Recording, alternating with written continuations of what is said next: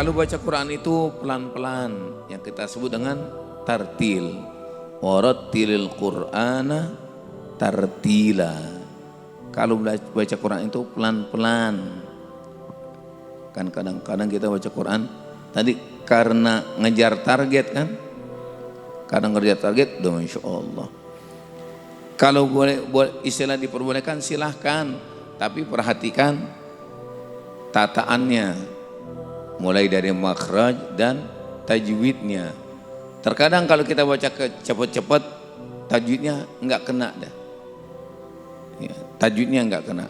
Ketika kita baca Quran, kemudian tajwidnya, makhrajnya enggak kena, itu yang masuk dalam peringatan Rasul, rubba qaril Quran wal Quran yal'anuh.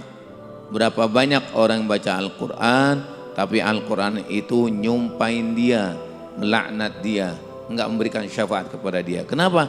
Karena bacaannya sembarangan.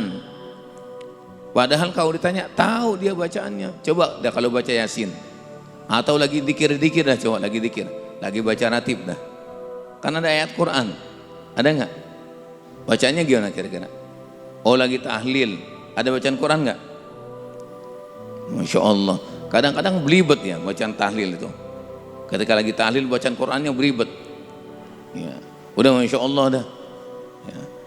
Itu kadang-kadang kalau kita perhatiin, ada yang dari akhir surat Baqarah ke ayat kursi, ada yang dari ayat kursi ke akhir surah Al-Baqarah.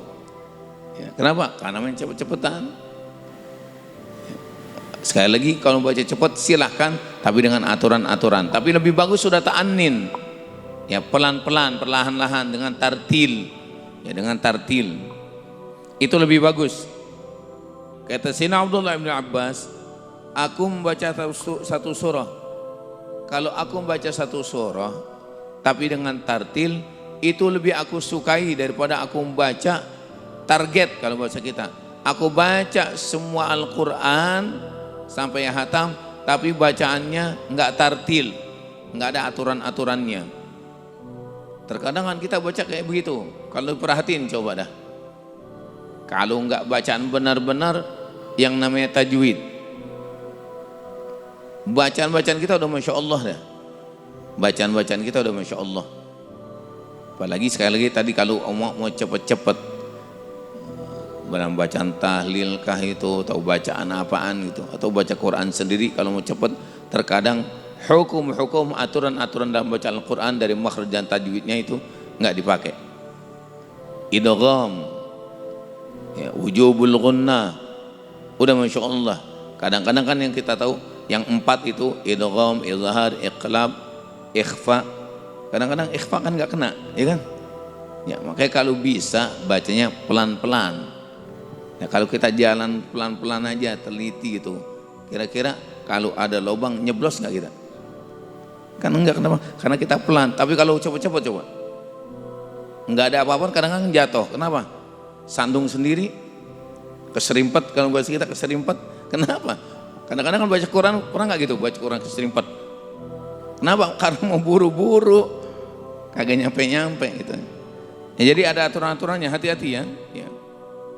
Ya, juga dianjurin kalau baca Quran itu berhenti tiap-tiap ayat. Kecuali mungkin nanti ada ayat-ayat yang wakafnya wakaf karoha. Kalau berhenti di situ nggak pantas, makanya nggak boleh berhenti di situ. Kayak kalimat apaan di dalam surah Al-Ma'un, fawailul lil musallin, kan itu akhir ayat. Itu akhir ayat. Tapi ulama nganjurin nggak boleh berhenti di situ, disambungin fawailul lil musallin alladzina hum an salatihim sahun. Jadi itu dianjurin kalau di situ. Tapi lebih bagus dalam tiap-tiap bacaan Quran itu, dia tiap-tiap ayat terakhir kita berhenti. Namanya apa sih kalau itu? Kita berhenti di tiap-tiap ayat. Sami'um basir, misalnya kayak begitu. Mat'arid lisukun. Tempat berhenti, ya berhenti tapi disukunin, kan sami'un basirun, mestinya begitu. Sami'un basir, kamu mesti tahu ya. Jangan cuma kadang-kadang bisa baca doang belum tahu ya, atau enggak tahu, jangan, mesti tahu juga Ya mungkin kalau bahasanya kadang-kadang kita salah. Kenapa? Kalau pernah belajar nggak apa-apa. Salah mungkin lupa gitu. Tapi usahain mesti bisa. Ya, jadi disunahin ketika baca Quran itu berhenti di tiap-tiap ayat. Ya, jadi ketika kita baca, hendaklah orang yang baca Quran itu al-khusyu', baca dengan khusyuk, wat tadabbur, memikirkan, merenungi bacaan-bacaannya, wal khudu', rendah hati, ya enggak riya, itu huwal maqsudul maqdum, karena itulah yang dianjurkan ketika kita baca Quran, khusyuk, merenungi, kemudian enggak riya. Wabihi tastanirul qulub.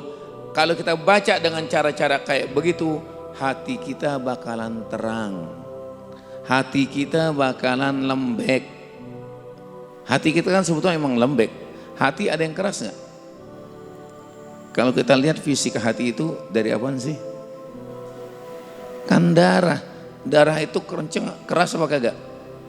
Lembek. Tapi ngapa hati kita ini bisa lebih keras? Bahkan Allah kasih tahu dalam Al-Quran, fahiya kal hijarati au asyaddu qaswah, bisa lebih keras dari batu, bahkan lebih keras juga dari batu. Kerasnya bisa sama kayak batu, tapi bisa juga lebih keras dari batu. Kenapa? Kalla barrana ma kanu yaksibun. Yang bikin hati kita ini jadi keras adalah sebab kerjaan-kerjaan kita. Jadi jangan dianggap hati emang zahirnya lembek, tapi bisa keras. Contoh orang punya hati keras yang bagaimana?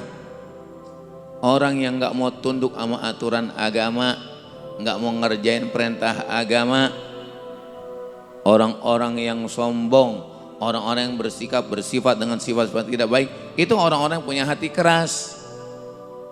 Tinggal tanya sama diri kita, kira-kira hati kita keras apa enggak? Kalau pengen hati kita lembek, kemudian di sini tastanir, bercahaya, terang, enggak gelap, ya artinya tunduk dengan aturan-aturan agama, biasain baca Quran. Kemudian baca Qurannya niatnya karena Allah.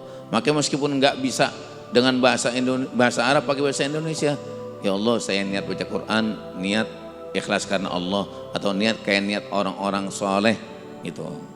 Atau kalau bahasa kita yang paling gampang, ala hadihin niyah wa ala kulli niyatin salihah al-Fatihah. Maka biasain baca Fatihah. Mau baca Quran, baca Fatihah. Kita hadiahin buat siapa? Keluarga, orang tua yang sudah meninggal dunia, keluarga sudah meninggal dunia. Boleh juga niatin buat yang hidup, biar dapat buat diri kita, anak kita biar dapat hidayah. Kita minta sama Allah Subhanahu wa taala.